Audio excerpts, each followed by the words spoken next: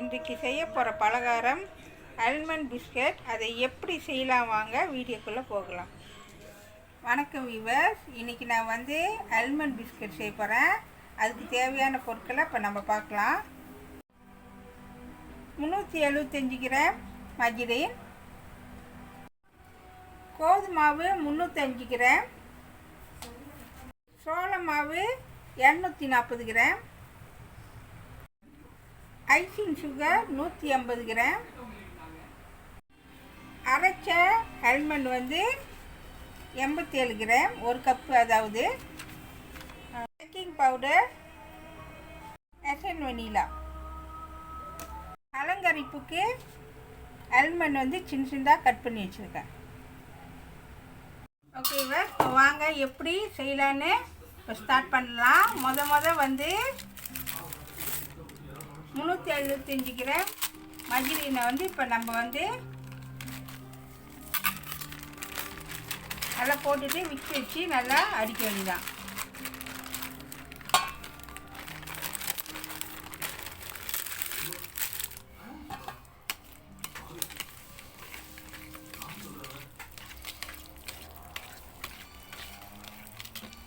ஓகேவா, அது கூட இப்போ நம்ம ஐசிங் சுகரு அதுலேயே சேர்த்து நம்ம மிக்ஸ் பண்ணி நல்லா அடிக்க வேண்டியதான்.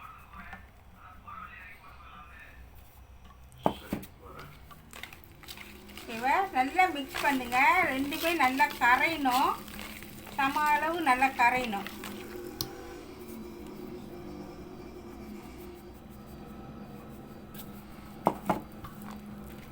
ஓகேவா, நல்லா மிக்ஸ் பண்ணிகிட்டே வாங்க.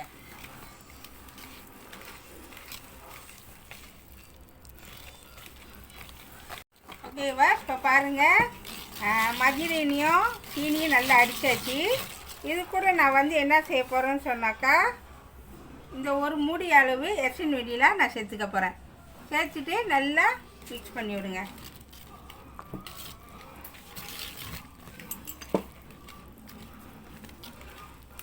ஓகேவா, நல்லா மிக்ஸ் பண்ணியாச்சு. இது கூட நான் பேக்கிங் பவுடரு ஒரு கரண்டி பேக்கிங் பவுடர் போடுறேன். போட்டு நல்லா மிக்ஸ் பண்ணி விடுங்க.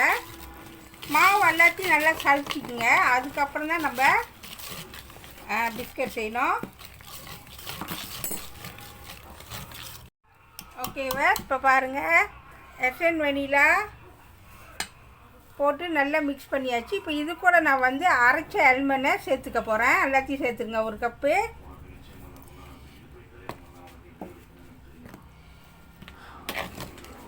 சேர்த்துட்டு நல்லா மிக்ஸ் பண்ணி விடுங்க. ஓகேவா, இது கூட நான் என்ன செய்ய போகிறேன்னு சொன்னாக்கா, சோள மாவு, அதாவது கார்ன்ஃப்ளவர் இதில் நான் சேர்த்துக்க போகிறேன். எல்லாத்தையும் சேர்த்துருங்க. சேர்த்துட்டு எல்லாத்தையும் மிக்ஸ் பண்ணுங்க.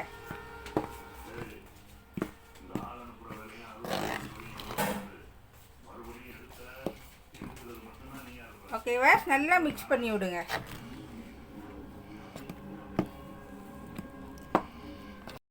இப்போ கொஞ்சம் முன்னுக்கு நான் சோள மாவு போட்டேன்.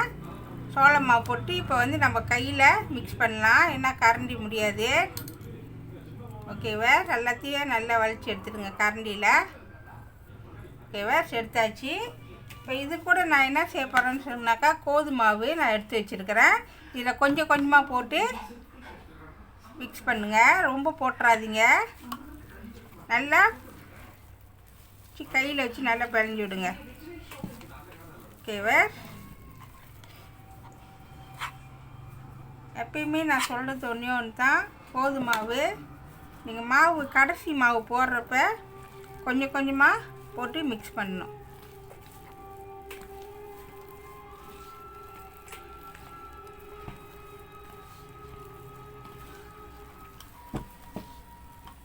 ஓகேவா, நான் எடுக்கிற மாவுலாம் சரியாக தான் இருக்கும்.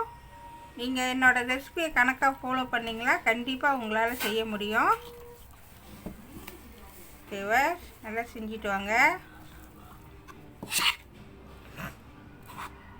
கொஞ்சம் கொஞ்சமாக போட்டு நல்லா மிக்ஸ் பண்ணி விடுங்க. ஓகேவா, இப்போ பாருங்கள், நான் நல்லா பிணைஞ்சு எடுத்துட்டேன். பாருங்கள், கையில் ஒட்டலை. இப்படி தான் இருக்கணும். அப்படி உங்களுக்கு பட்டர் கூடி போச்சுன்னா எப்பயும் போல் சொல்கிறது தான், கொஞ்சம் கோதுமை மாவு சேர்த்துக்குங்க, கணக்காக இருக்கும், மாவு வீணாக்காதீங்க. ஓகேவா? இப்போ ரெடி ஆயிடுச்சு. ஒரு 5 நிமிஷம் மூடி வச்சுட்டு அதுக்கப்புறம் வந்து நம்ம செய்யலாம். ஓகேவா? இப்போ ஒரு 5 நிமிஷம் ஆச்சு. இப்போ நம்ம திறந்துட்டு இப்போ நம்ம பிஸ்கட் செய்ய ஸ்டார்ட் பண்ணலாம். ஓகேவா? இப்போ வாங்க ஸ்டார்ட் பண்ணலாம். இப்போ நம்ம வந்து கொஞ்சமாக மாவு போட்டுக்குவோம், ஏன்னா அந்த மாவு வந்து ஒட்டாமல் இருக்குது தான் லேசாக மாவு போட்டுக்குங்க. ஒரு உருண்டை பிடிச்சிட்டு நான் வந்து ஒரு வெள்ளை கலரு பிளாஸ்டிக் பைப் வைக்கிறேன், இதில் வச்சு தான் அமுச்சு ஊட்டக்கட்டையில் வந்து செய்கிறேன். உங்களோட விருப்பம், உங்களுக்கு என்ன மாதிரி ஸ்டைலில் செய்யணும்னா செஞ்சுக்குங்க.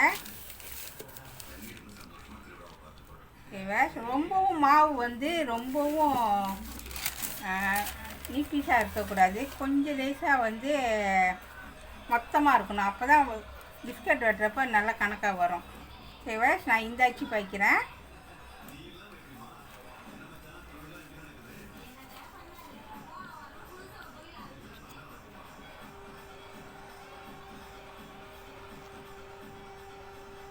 ஓகேவா? நான் இந்த கலர் அச்சு தான் பாய்க்கிறேன், பாருங்கள், பார்க்குறதுக்கு அழகாக இருக்குது. ஓகேவா? ரெண்டாவது டிப்பை நான் காமிக்கிறேன். இந்த மாதிரி தொடர்ந்து வெட்டிகிட்டே வாங்க. ஓகேவா? இப்போ பாருங்கள், நான் பிஸ்கட் அச்சு செஞ்சு முடிச்சிட்டேன். இந்த ஸ்டைலில் தான் வந்திருக்கோம். இப்போ நம்ம என்ன செய்ய போகிறோம்னு சொன்னாக்கா, இது மேலே வந்து நம்ம ஆல்மண்ட் வைக்க போகிறோம். இப்போ நம்ம என்ன செய்ய போகிறோம்னா, ஆல்மண்ட் வைக்கிறதுக்கு முன்னே உங்கள்கிட்ட ஒன்று சொன்னோம். இது வந்து எல்லோரும் வந்து முட்டை மஞ்சள் கருவு எல்லாம் போட்டு செய்வாங்க, ஆனால் நான் சைவமாக செஞ்சுருக்கேன். பட் இது மஜ்ரீனை வந்து உருக்கிட்டு அதில் வந்து ஒரு 2 கரண்டி பால், அதுக்கப்புறம் வந்து கலர் போட்டிருக்கேன். 3 கரண்டி வந்து மஜ்ரீன் போட்டு 2 கரண்டி பால், அப்புறம் கலர் போட்டிருக்கேன். போட்டுட்டோன்னே நல்லா கலக்கிட்டிங்களா, அப்படி மஞ்சள் கலரில் மாதிரி வந்திருக்கும். இது சைவமாக இருக்கும், இது மேலே தடவுறதுக்கு. ஓகேவா? இப்போ வாங்க, அதை மேலே வந்து பாதாம் பருப்பு வச்சுட்டு அது மேலே வந்து அந்த மஞ்சள் கலரை மேலே தடவி விடுவோம்.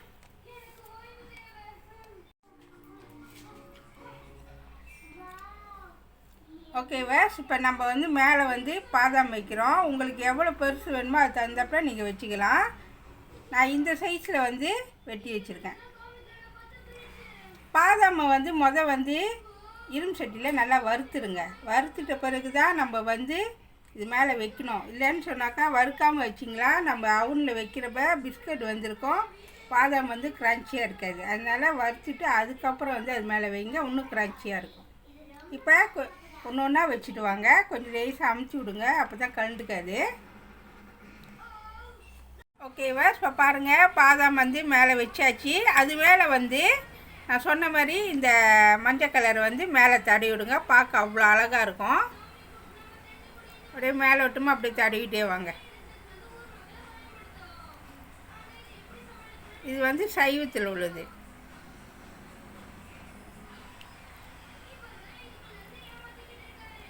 ஓகேவா? நல்லா தடவிட்டே வாங்க அப்படியே.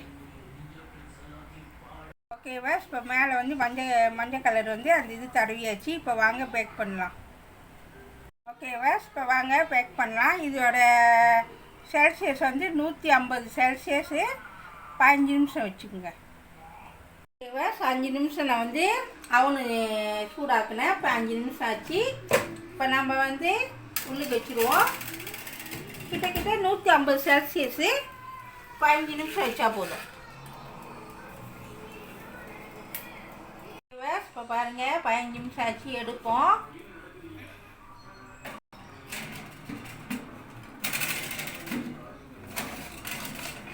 பாருங்க, நல்லா வெந்துருச்சு பாருங்கள், பார்க்கறதுக்கு அழகாக இருக்குது. சுவையான ஆல்மண்ட் பிஸ்கட் ரெடி ஆயிடுச்சு. இதை கண்டிப்பாக வீட்டில் செஞ்சு பாருங்கள். இந்த வீடியோ பிடிச்சிச்சுன்னா மறக்காமல் லைக் பண்ணுங்கள், ஷேர் பண்ணுங்கள், சப்ஸ்கிரைப் பண்ணுங்கள். பக்கத்தில் உள்ள பெல்லை கிளிக் பண்ணுங்கள். அடுத்த வீடியோ சந்திப்போம். நன்றி, வணக்கம்.